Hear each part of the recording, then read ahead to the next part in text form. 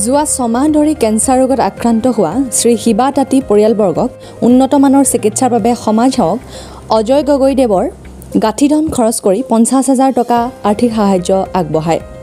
লগতে লাহোৱাল সমষ্টি বিধায়ক বিনোদ হাজৰিকাই 20,000 টকা আৰ্থিক সাহায্য আগবঢ়োৱাৰ লগতে ফোনযোগে বিধায়কে পৰিয়ালবৰ্গলৈ প্ৰতিশ্ৰুতি দিয়ে যে আগন্তুক সময়ত শিবা তাঁতীক চিকিৎসাৰ বাবে যিকোনো সহায় তেওঁ আগবঢ়াব।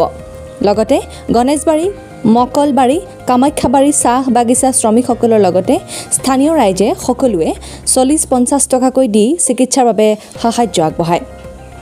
6 মাহ ধৰি নোহোৱা কামটো এদিনতে সফল হ'ল।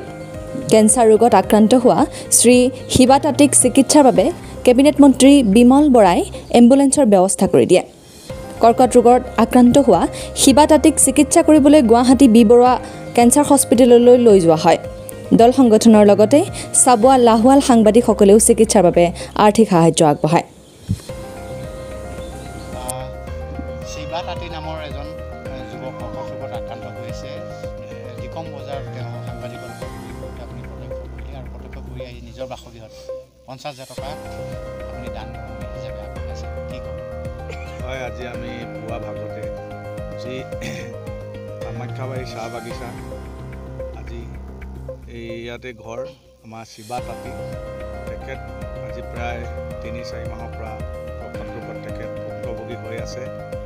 আমি আজি বিভিন্ন অঞ্চলৰ পৰা অহা দল সংগঠন আৰু কামাখ্যাবাৰী ৰাইজ, কামাখ্যাবাৰী পৰিচালক মহোদয় সকলো একত্ৰিত হৈ আজি তেখেতক অকণমান সহায় সহযোগ আগবঢ়াবলৈ আমি ওলাই আহিছোঁ।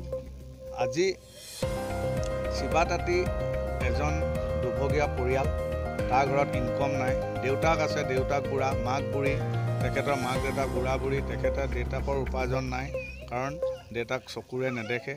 তেখেতৰ 2টা সন্তান আছে, আজি এটা ল'ৰা এটি ছোৱালী সৰু সৰু হৈ আছে। আজি শিবা তাঁতী তেখেতৰ পত্নী আছে, তেখেতেও অকণমান কমাবলৈ অসুবিধা হয়। সেইকাৰণে তেখেতক আমি সকলোৱে সঁহাৰি আগবঢ়াবলৈ আজি ওলাই আহিছোঁ। আজি প্ৰায় 6 মাহৰ পৰা তেখেত আজি ভুক্তভোগী হৈ আছিলে। তেখেতে আনকি নালাগে ঘৰখনত তেখেতৰ খাবলৈও এমুঠি খাদ্যৰ লগত হাহাকাৰ হ'বলগীয়া হৈছিল।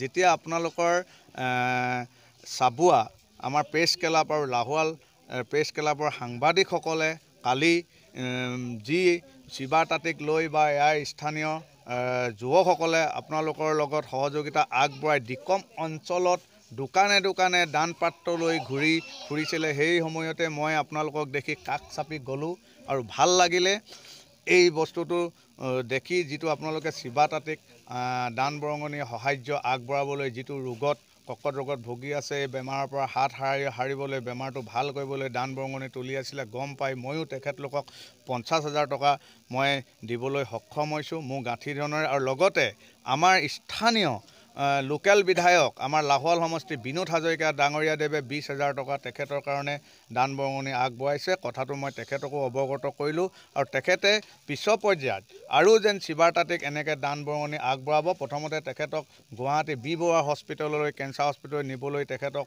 অনুমতি দিছে আমাক টেলিফোনৰ যোগেদি। তেখেতেও আহিব তেখেতৰ ঘৰলৈ আৰু তেখেতে পিছৰ পৰ্যায়ত আৰু সাহায্য আগবঢ়াম বুলি কৈছে। কাৰণ তেখেতেও আমাৰ এই অঞ্চলৰ বিভিন্ন ধৰণৰ দুখীয়া পঢ়া শুনা ছাত্ৰ ছাত্ৰীক আৰু দুখীয়া যিসকল একদম নিথলুৱা লোক আছে, তেখেতলোকক পঢ়া শুনা ক্ষেত্ৰকে ধৰি বিভিন্ন ধৰণৰ বুঢ়া বুঢ়ী ৰাইজক সহায় কৰি আহিছে। আৰু বিভিন্ন বেমাৰ আজাৰত মোৰ চকুৰ আগতে তেখেতে বিভিন্ন দান বৰঙণি আগবঢ়াইছে। আজি কেইদিনমানৰ আগত ইকুৱালি বিনগতাত আমাৰ এজন যুৱক এক্সিডেণ্ট হৈ ঢুকাইছিলে, তেখেতৰ সকামৰ কাৰণেও 20,000 টকা দিছিলে। আৰু এটাৰ এই অঞ্চলতেই এনেকুৱা কৰ্কট ৰোগত ভুক্তভোগী হৈছে, তেখেতকো তেখেতে 10,000 টকা মোৰ আগতে দিছিলে। আজিও তেখেতে 20,000 টকা দিছে আৰু তেখেতেও আৰু পিছৰ পৰ্যায়ত যে দিব তেখেতে ফোনৰ যোগেদি কৈছে। আৰু আমাৰ আটাইতকৈ ভাল লাগিছে আজি কামাখ্যাবাৰীৰ ৰাইজ, মোকালবাৰীৰ ৰাইজ, ৰমূৰীয়া অঞ্চলৰ ৰাইজ একত্ৰিত হৈ ওলাই আহিছে। আজি জাতীয় মহাসভাৰ আমাৰ নেতৃবৰ্গ দেখিছোঁ, আচ্ছা নেতৃবৰ্গ দেখিছোঁ, আমাৰ এই অঞ্চলৰ আদিবাসী ছাত্ৰ সন্থাৰ দেখিছোঁ, আমাৰ ফুকনাঘাট পঞ্চায়তৰ প্ৰাক্তন সভাপতি দেখিছোঁ, আজি আমাৰ সমাজক বিদ্যুৎ তেলেংগাক দেখিছোঁ, খগেন দাক দেখিছোঁ। খুব ভাল লাগিছে। সকলোৱে আমি ওলাই সোমোৱা মানুহখিনি ৰাস্তা পদূলিত গণ্যমান্য মানুহখিনি আজি ওলাই আহিছে। আপোনালোকে দেখিছে যি দিন হাজিৰা কৰি আছে, নিজৰ ঘাম মাটিত পেলাই পাত তুলি ৰ'দে বৰষুণে তেখেতলোকেও আজি সাহাৰ্য আগবঢ়াইছে। আমি এতিয়ালৈকে তেখেতক 1,15,090 টকা পইচা আমি দিবলৈ সক্ষম হৈছোঁ। আৰু পিছৰ পৰ্যায়ত আমাৰ সকলো ৰাইজে দান বৰঙণি আগবাঢ়িব। এটাৰ আটাইতকৈ খুব গুৰুত্বপূৰ্ণ কথা, আমি কালিৰ পৰা আপোনালোকৰ সংবাদ মাধ্যমত আমি কৈ আছোঁ যে তেখেতৰ ৰেচন কাৰ্ড নাই। ৰেচন কাৰ্ডখন হোৱাহেঁতেন, আয়ুষ্মান কাৰ্ডখন পালে তেখেতে 5 লাখ টকা চৰকাৰৰ পৰা এই ৰোগটো দেখুৱাবলৈ তেখেতে সহায় পালেহেঁতেন। কিন্তু আমি MLAক অৱগত কৰিছোঁ, তেখেতে আজি কাৰ্ড বনাই দিম কৈছিলে। কিন্তু আজি আমাৰ ছাপ্লাই অফিচত আমি অৱগত কৰি আছোঁ সংবাদ মাধ্যমৰ যোগেদি। কিন্তু আজি এজন আপোনালোকৰ সাংবাদিকৰ যোগেৰে আমি শুনি পাইছোঁ তেখেতৰ বোলে ৰেচন কাৰ্ড আছে। ইতিমধ্যে তেখেতৰ নামত বেলেগে কেনেকৈ ৰেচনটো সংগ্ৰহ কৰি আছে, আমি সেইটো কিন্তু ডাঙৰ বিষয়। এইটো তদন্ত এটা আপোনালোকে উলিয়াব লাগে, উলিয়াই মেলি দোষীক শাস্তি দিব লাগে। কিয়নো এনেকুৱা এটা বেমাৰত আজি 5 লাখ টকা তেখেতৰ কাৰণে আমি ইমান দিন চাই থাকিব নালাগে। আৰু তেখেতে ইয়াতকৈ অতি সোনকালে এই যদি ৰেচন কাৰ্ডখন নিজৰ হাতত থকাহেঁতেন তেখেতে এই আয়ুষ্মান কাৰ্ডৰ যোগেদি তেখেতে আজি বেমাৰটো দেখুৱাই ঘৰলৈ ঘূৰিলেহেঁতেন।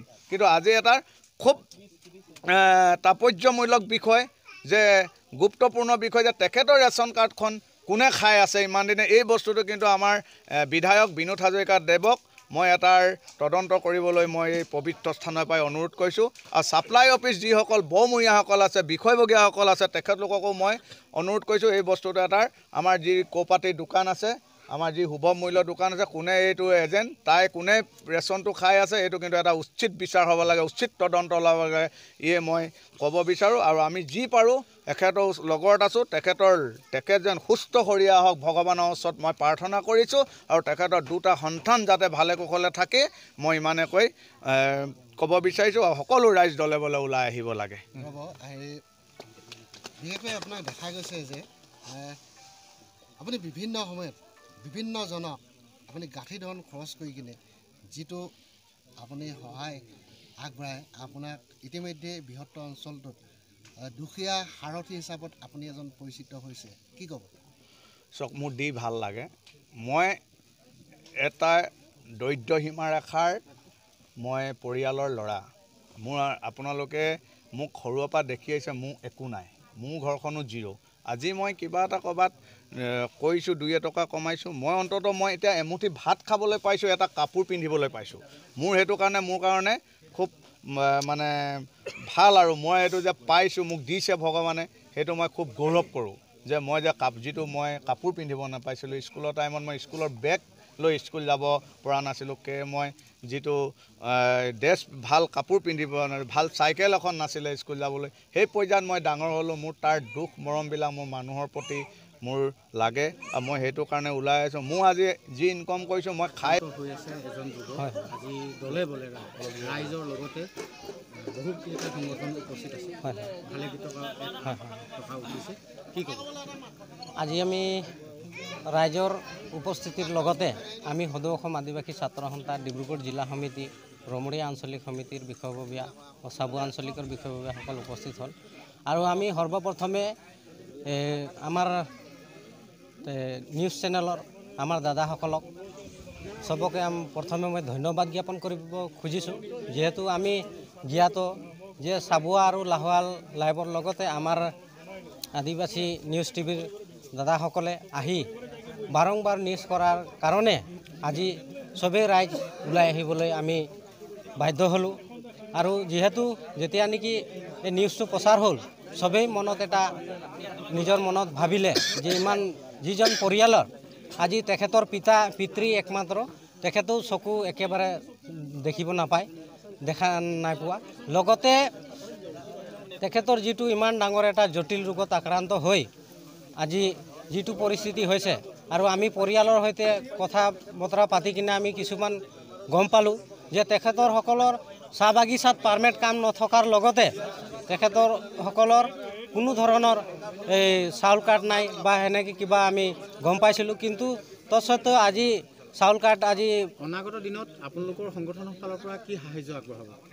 আমি যিমান পাৰিম যি ধৰণে আমি আজি আহিছোঁ উপস্থিত হৈছোঁ যি পাৰিলোঁ আমি সহায় কৰিলোঁ কিন্তু অনাগত দিনতো আমি ভাল ধৰণে সহায় কৰিব পাৰিম বুলি আমাৰ বিশ্বাস এটা আছে আৰু যাতে এই ৰোগীগৰাকীক বিশেষকৈ আমাৰ চাবুৱা লাহোৱাল অঞ্চলৰ জনপ্ৰিয় আমি সমাজসেৱক বুলি কওঁ অজয় গগৈ ডাঙৰে আহি কিনে যে এটা উচিত সাহায্য 50,000 টকা এটা অনুদান আগবঢ়ালে তাক লৈ আমি আদিবাসী ছাত্ৰ সন্থা হৈ দাদাক ধন্যবাদ জ্ঞাপন কৰিছোঁ আৰু তেখেতৰ এই ধৰণৰ অনুদানে এই ৰোগীজনৰ আৰোগ্য ক্ষেত্ৰত যথেষ্টখিনি সহায় সহযোগিতা আগবঢ়াব বুলি আমি আশা কৰিলোঁ লগতে বিভিন্ন আজি CMS হওক বা আমাৰ স্থানীয় ৰাইজে যি সহায় সহযোগিতা কৰিলে আৰু স্থানীয় ৰাইজকে এটা অনুৰোধ কৰিছোঁ যে যিমান যি পাৰে আপোনালোকে সহায় সহযোগ কৰি এই ৰোগীগৰাকীক আৰোগ্য কৰাৰ ক্ষেত্ৰত সকলোৱে সহায় আগবঢ়াব বুলি আশা কৰিলোঁ